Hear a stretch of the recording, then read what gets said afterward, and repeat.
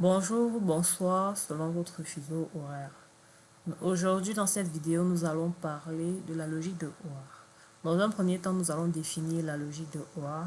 Ensuite, nous allons parler du contexte d'utilisation de cette logique, pourquoi est-ce qu'on devrait l'utiliser. Et enfin, nous allons terminer avec un exercice d'application de la logique de OR. Donc, la logique de OR est un système formel mathématique utilisé pour spécifier et prouver la correctitude des programmes informatiques. Elle nous fournit, la logique de OR nous fournit des triplets qui nous permettent de raisonner sur le comportement des programmes informatiques. Donc, ces triplets sont notés sur la forme PSQ, où P représente la précondition, qui est une assertion qui doit être vraie avant l'exécution du programme. S représente le programme en question ou une séquence d'instructions. Q représente la post-condition, qui est une assertion qui doit être vraie après l'exécution du programme S. Donc, pour les programmes contenant des boucles, des invariants peuvent être définis pour prouver que certaines propriétés restent vraies à chaque itération de la boucle. Donc, ici, on parle de la vérification par l'induction, Donc, à présent, nous allons parler des règles du système déductif ou alors les règles d'inférence associées à la logique de OR. Dans la logique de OR nous propose donc 5 règles d'inférence, à savoir la règle de l'axiome, la règle de la composition, deux règles conditionnelles, la règle de la conséquence et enfin la règle de l'invariant de boucle. Donc à présent, nous allons passer donc à l'application des exercices. Donc ici, il est question pour nous de prouver la correctitude de deux programmes, donc un avec une boucle et l'autre sans boucle en utilisant la logique de OR. Donc ici, nous allons commencer avec le programme qui permet de déterminer le plus grand de trois nombres. Donc en examinant ce programme, nous avons ici une fonction maximum qui prend en paramètre trois variables. Et ensuite, nous avons une variable tampon max à laquelle on affecte la valeur de A. Ensuite, on fait des vérifications. Si on vérifie ici la variable, si la valeur de la variable B est supérieure à max, alors à max, on affecte une nouvelle valeur. Au cas contraire, max garde son ancienne valeur. Et nous faisons une seconde vérification si C est supérieur à max, alors max prend une nouvelle valeur qui est la valeur de C. Au cas contraire, max garde son ancienne valeur et à la fin de l'exécution du programme, nous retournons max. Donc ici, comme précondition pour notre programme, nous avons donc les variables A, B et C qui doivent être initialisées au réel. Donc A, B et C appartient à l'ensemble grand R. Et ensuite, comme post-condition, nous avons donc la variable max doit contenir la plus grande valeur parmi A, B et C. Mais si nous utilisons dans la notation de la logique de OR, on peut donc avoir le triplet suivant. Donc A, B, C appartenant à grand R, la séquence d'instruction de notre programme, et la post-condition max égale un maximum de A, B et C. Le maximum de A, B et C représente les séquences d'instruction de notre programme, de notre fonction que voici. Donc, pour démontrer ce triplet, nous allons utiliser les règles d'inférence de la logique de OR que nous avons mentionné plus haut. Donc, à l'initialisation, on part de l'état initial et on affecte à max, à l'état initial, bien à l'exécution initiale, max prend la valeur de A. Donc, et avant l'exécution de cette instruction, la précondition est que A, B, C doivent appartenir à l'ensemble grand R. Et après l'exécution de cette instruction, la post-condition est que max égale au maximum parmi A. Donc maintenant, nous passons à la première comparaison. Ici, on considère la condition si B supérieur à max alors. Donc si B est réellement supérieur à max, alors après l'affectation de max égale à B, max sera le maximum entre A et B. Donc, ce qui signifie que la post-condition sera max égale à maximum de A et B. Au cas contraire, si B est inférieur ou égal à max, max reste inchangé et max sera toujours le maximum entre A et B. Donc, en utilisant la règle conditionnelle de la logique de OR, on va obtenir le triplet suivant avec comme précondition max égale à maximum de A. C'est-à-dire qu'avant d'exécuter l'instruction si B est supérieur à max, alors max égale B. La précondition est que max doit être, la valeur de max doit être le maximum de A. Et la post-condition est que la valeur de max doit être le maximum de A et B. Ensuite, nous faisons une deuxième comparaison. Donc ici, on va répéter le même raisonnement que nous avons fait pour, nous avons adopté pour la première comparaison.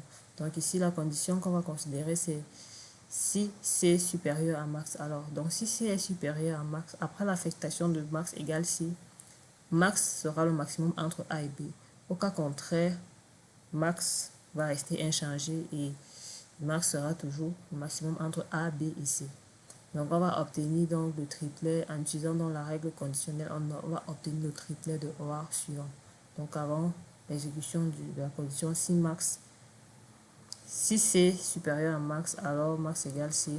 La précondition est que max doit être le plus grand parmi A et B. Et la post-condition est que max doit être le plus grand parmi A, B et C. Donc maintenant, nous allons donc appliquer la règle de la composition aux trois triplets de OR que nous avons ressorti ici précédemment. Donc si nous appliquons la règle de composition séquentielle au triplet 1 et 2, puis au résultat obtenu et au triplet 3, on va obtenir le triplet de OR initial qui était donc A, B, C appartenant à l'ensemble R, grand R, avec la suite d'instructions de notre programme et la post-condition max égale à maximum de A, B ici. Donc ici on peut conclure donc en utilisant la logique de OR, nous avons pu formaliser la correction de la fonction maximum. Donc maintenant nous allons passer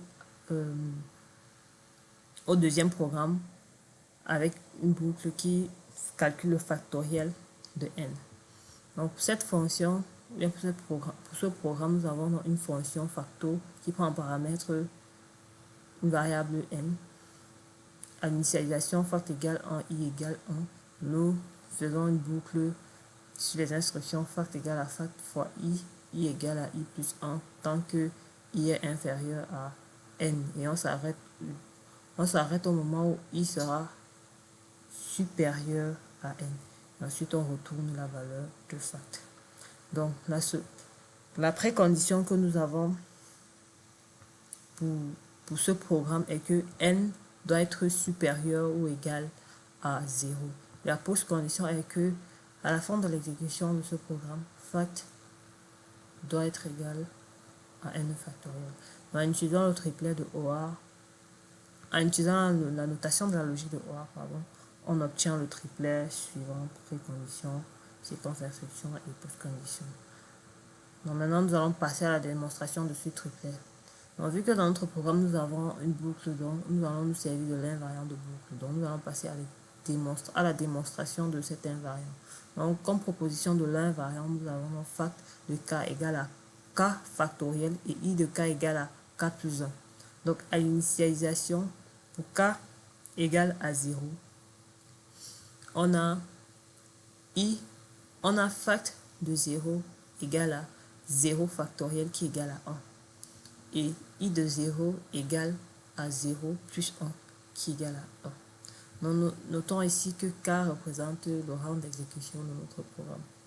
Donc, pour k égale à 0, représente l'exécution avant, l'itération avant, comment je vais dire, représente l'exécution avant d'entrer dans le while. Donc, pour le rang k égale à 1 représente la première itération. Pour k égale à 0, c'est lorsqu'on n'est pas encore entré dans l'itération de la boucle while. Donc, maintenant, nous allons passer à la conservation de l'invariant. Donc, ici, on va d'abord supposer que pour tout k appartenant à l'ensemble n, pour tout k appartenant à n, fact de k égale à k factoriel et i de k égale à k plus 1. Donc, ici, c'est l'invariant que nous avons proposé. Ensuite, nous allons partir de cette supposition pour montrer que pour tout k appartenant à n, fact de k plus 1 égale à factoriel de k plus 1 et i de k plus 1 égale à k plus 2. Donc, Pour démontrer cela, nous allons utiliser une propriété mathématique que nous connaissons très bien, qui stipule que factoriel d'un nombre égal à ce nombre fois factoriel de ce nombre moins 1. Donc c'est cette propriété que nous avons réécrit ici. Donc fac de k égale à k fois factoriel de k moins 1. Donc si dans cette équation, si on essaie de tirer la valeur de k, on va obtenir k égale à i de k moins 1. Donc c'est ça que nous avons substitué par la valeur de k. Donc on obtient i de k moins 1 fois fact de k moins 1 et i de k égale à i de k moins 1 plus 1. Donc pour obtenir, dans cette équation, si on essaie de déterminer, à partir de cette équation, si on essaie de déduire la valeur de i de k moins 1, on va obtenir i de k moins 1 égale à k moins 1 plus 1. Donc k sera égal à i de k moins 1. C'est pour ça que nous avons donc remplacé le k par i de k moins 1. Et donc on a par la même occasion, si on essaie donc à partir de cette équation, si on essaie donc de déduire i de k plus 1, i de k plus 1 sera i de k. I de k plus 1 sera égal à k plus 1 plus 1. Donc ce qui donne k plus 1 plus 1 qui est égal à k plus 2. Donc par ailleurs, à partir de cette équation, nous allons essayer de déterminer fac de k plus 1.